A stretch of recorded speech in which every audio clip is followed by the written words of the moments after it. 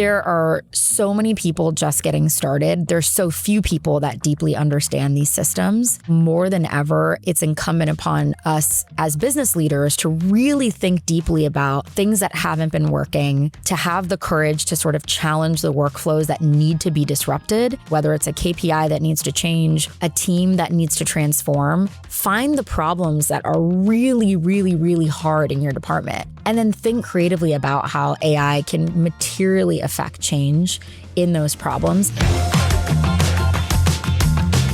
Hi, everyone, and thanks for tuning in to this episode of Tiny Mics. My name is Kai Johnson, and I lead our executive partnerships here at Salesforce. And today I am joined by Sanjna Parulekar. I lead our AI marketing team here at Salesforce. And we are in Napa, California at the Wall Street Journal Tech Live Summit. So Sanjna, thank you for joining us today. So good to have you here. Yeah, thanks for having me. Of course, yeah. So, we're on day 2 of the event. I know you've been meeting with a lot of great customers while you've been on site. There's been a lot of great main stage speakers, a lot of great programming during the course of the couple of days. What are some of the key takeaways that have really made you think these are some good aha moments that you can bring back? Yeah, I think the biggest aha is actually a very relatable one, which is that everyone is still confused about what agentic AI can and can't do. Yeah. And I think they're really eager to just learn from other people, be a little bit vulnerable in sharing what they don't know. And they're just looking to see what their peers are doing and to learn from them, which I think is actually pretty inspiring because we have a very high caliber audience here. You have C-levels that are just trying to learn and shape their businesses in new ways. Awesome.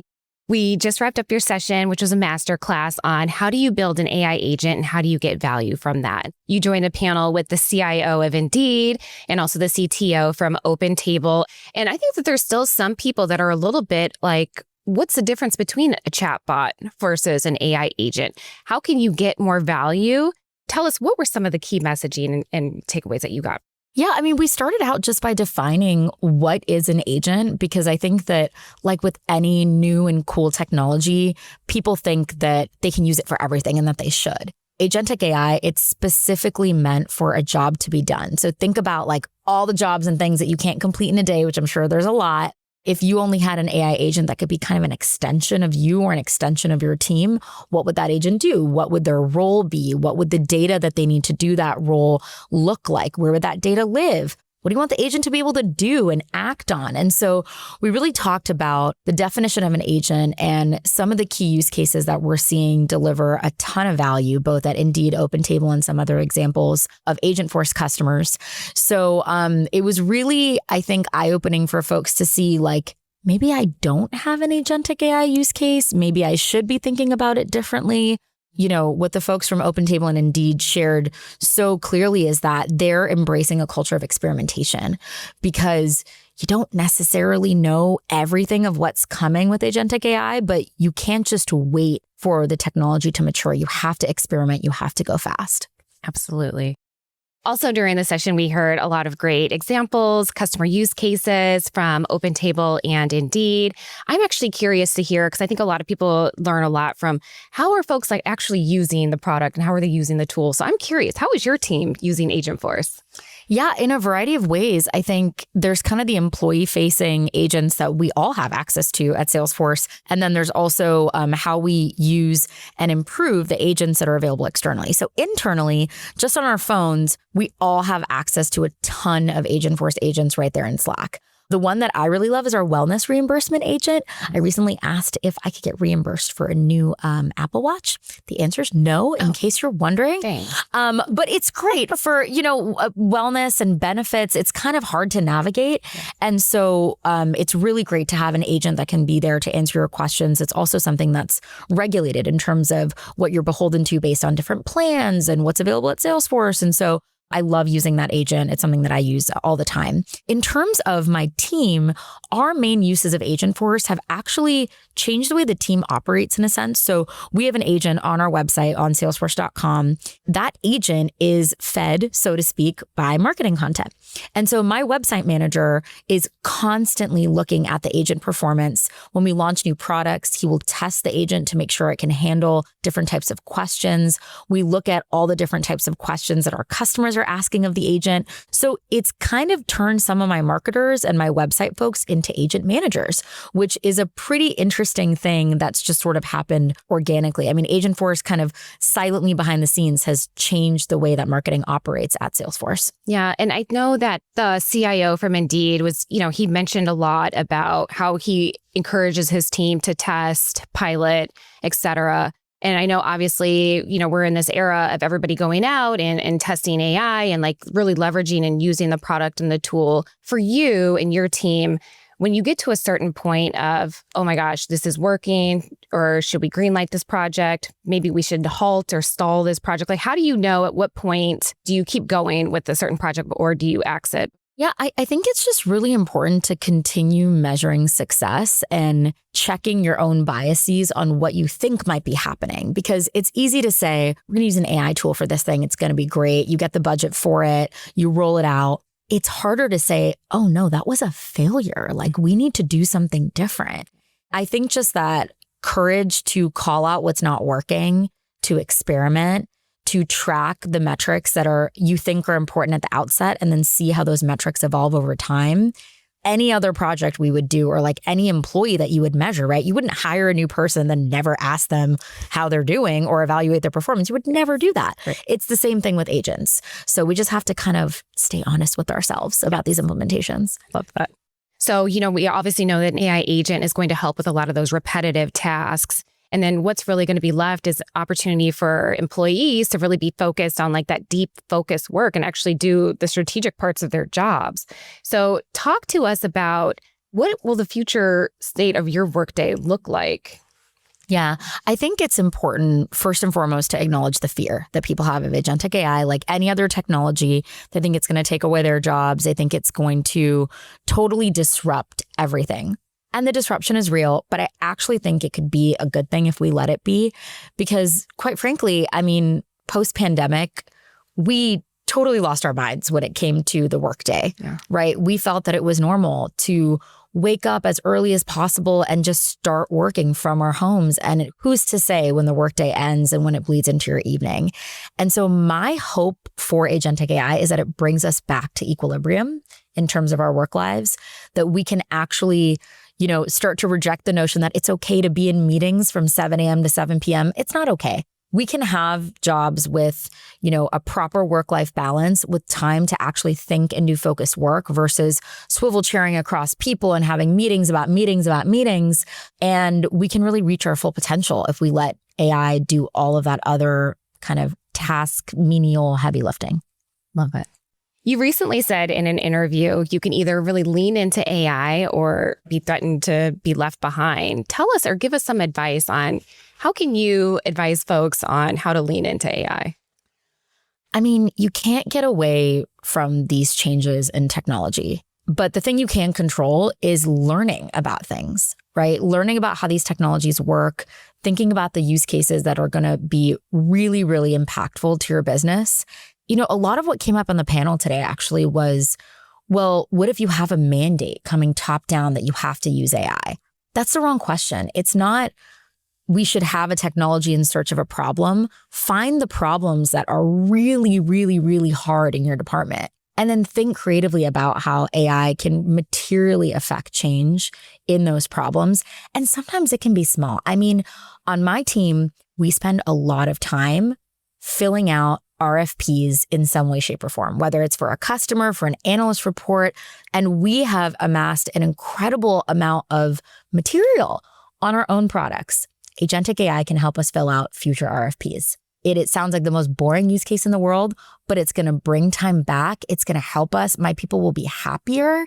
If it's going to bring back 2 hours in their day that they can spend with their kids or take a load off and go for a walk or a hike, that is worth it, because happy employees are going to just be a happier workforce and better ROI at the end of it. Absolutely. And actually that just goes back to obviously us all getting back to hopefully just a regular 9 to 5 as opposed to pandemic living. So very good.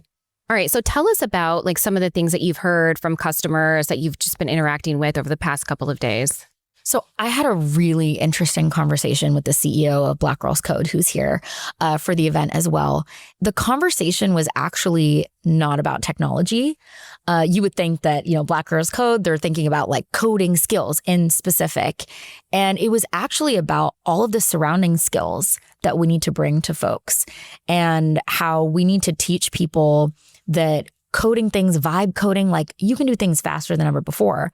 But what we can't replace is the strategy of what are you going to use that for, right? You might be able to vibe code an application using Agentic AI in maybe 30 minutes. But if no one uses that application, did you really do anything that great? And so what she and I were talking about were the surrounding, the softer skills that you need to bring and the kind of ideas around creativity that you can bring to these technologies to make them more useful and to just make the kind of burgeoning workforce that is kind of growing up right now to make them feel that they can really create an impact in the workforce with what they're learning about AI. Before we move on, I want to throw a slide up here. Let's pause really quickly on Black Girls Code. I think this organization is so cool because we are always thinking about how to upskill and reskill our employees. But this organization is preparing the next generation of the workforce. They're ensuring that we have a pipeline of technologists, engineers, and ethical AI leaders. This is more than bridging the gap. It's investing in the future of innovation, starting with elementary school kids. And they're making a huge impact. They've hosted nearly 7,000 learners through their workshops in 2025 alone. They've democratized quality tech education with their free YouTube Code Along series too. Code Along is geared toward introducing young learners to coding.